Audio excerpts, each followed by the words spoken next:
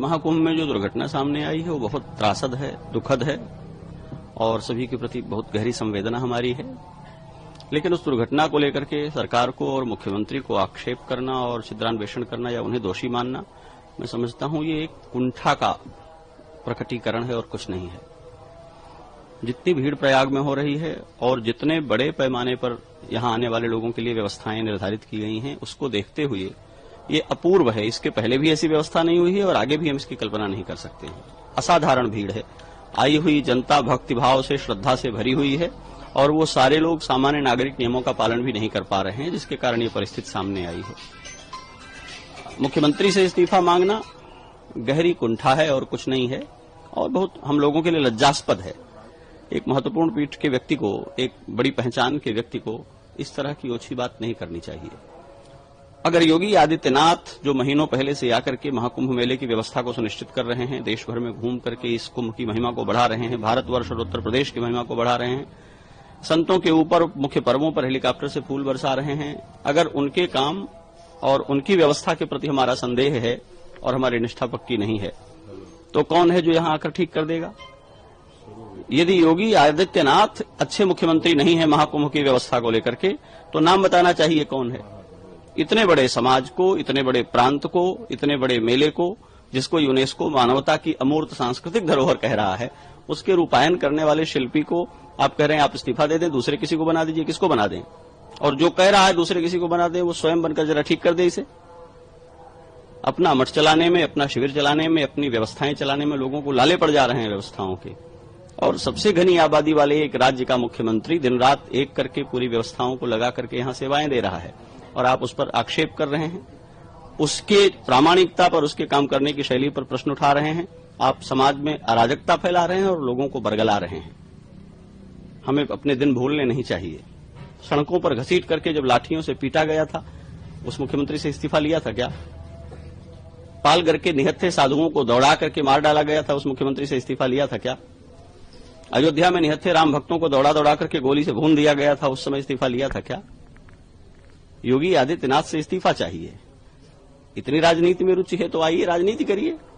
इस देश में मुख्यमंत्री जनमत से बनता है, वोटिंग से बनता है, सांगठनिक और संवैधानिक योजना से बनता है। अपने मन से मुकुट पहनकर चांदी की कुर्सी पर बैठ जाने से कोई मुख्यमंत्री नहीं बन जाता है। आप कह देंगे और मुख्यमंत्री पद छोड़ देंगे। ये बातें समाज को दिग्भ्रमित करने के लिए कही जाती हैं। ये गहरी कुंठा से पैदा होने वाली बातें हैं। मैं मुख्यमंत्री का प्रचारक नहीं हूं, लेकिन इस महाकुंभ के मेले को देखते हुए, जिसमें रत्ती भर भी कृतज्ञता है और मानवता बोध है, वो उनकी वाह कहेगा, उनकी प्रशस्ति करेगा। दुर्घटनाएं संभावित होती हैं, हमको, आपको, सबको ये बात पहचाननी चाहिए। जनता एक दूसरे पर चढ़ी जा रही है, मोबाइल वीडियो पर बात करते हुए सड़कों पर चल रही है या आतुर होकर के कूद करके नहाना चाह रही है, तो मुख्यमंत्री सबको गोद में लेकर के स्नान कराएंगे क्या? और इतनी चिंता यदि है तो अपनी भूमिका तय करनी चाहिए। हम क्या कर रहे हैं इस मेले को ठीक करने के लिए?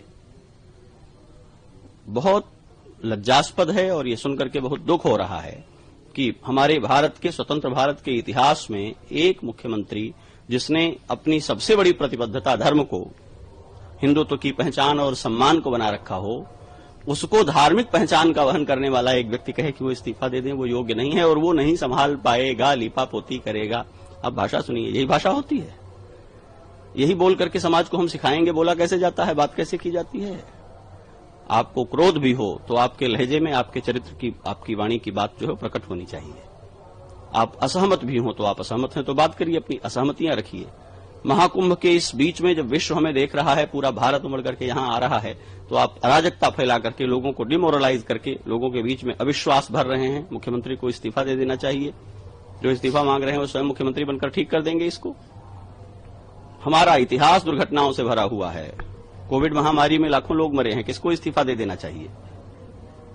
अनेक दुर्घटनाएं हमारे सामने हैं जिसमें लोगों की मृत्यु हुई है, कौन इस्तीफा दे देगा? महामारी से लोग मरते हैं, आपदाओं से लोग मरते हैं। महाकुंभ में जो लोग मरे उनके प्रति मेरी गहरी संवेदना है, लेकिन उसमें बहुत स्वाभाविक और भीड़ के द्वारा हो जाने वाली जो परिस्थितियां हैं, उन परिस्थितियों से ऐसा हुआ है। सेवा देते हुए पुलिसकर्मी मरे हैं, वहां इंस्पेक्टर की मृत्यु हुई है। पुलिस भाग गई थी, काम नहीं कर रही थी क्या? अनाउंस कर रहे हैं पुलिस ऑफिसर की आप लोग नहाइए, यह जगह खाली करिए।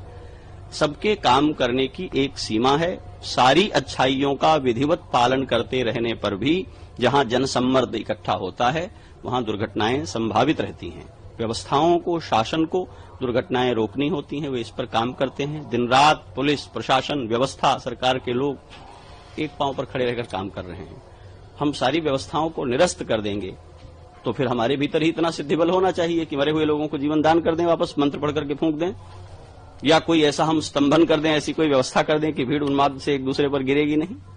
आप मेला चल करके आ रहे हैं, कौन सी व्यवस्था लागू कर दी जाएगी? जिसकी गाड़ी रोक दी जाती है वो व्यवस्था की शिकायत करता है, जिसकी गाड़ी पास हो जाती है वो व्यवस्था की तारीफ करता है, और उसकी गाड़ी के लिए जिन पैदल चलते लोगों को सड़क से भागना पड़ता है फिर वो व्यवस्था को गाली देते हैं।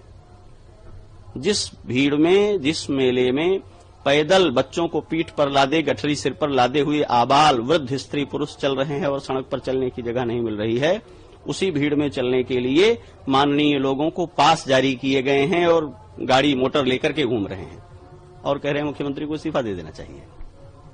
ये अशोभनीय बात है और किसी धर्माचार्य के मुंह से बिल्कुल शोभनीय नहीं है। मुख्यमंत्री जो कुछ कर रहे हैं वो असाधारण है, उसकी जितनी प्रशंसा की जाए वो कम है। वो रोए हैं कैमरे के सामने, उन्होंने अपना दुख व्यक्त किया है, इससे ज्यादा कोई क्या कर सकता है? सरकार वो सब कर रही है जो करना चाहिए। दुर्घटना दुखद है, नहीं दोहराए, सबका जीवन सुरक्षित हो, इस बात की मंगल कामना। आचार्य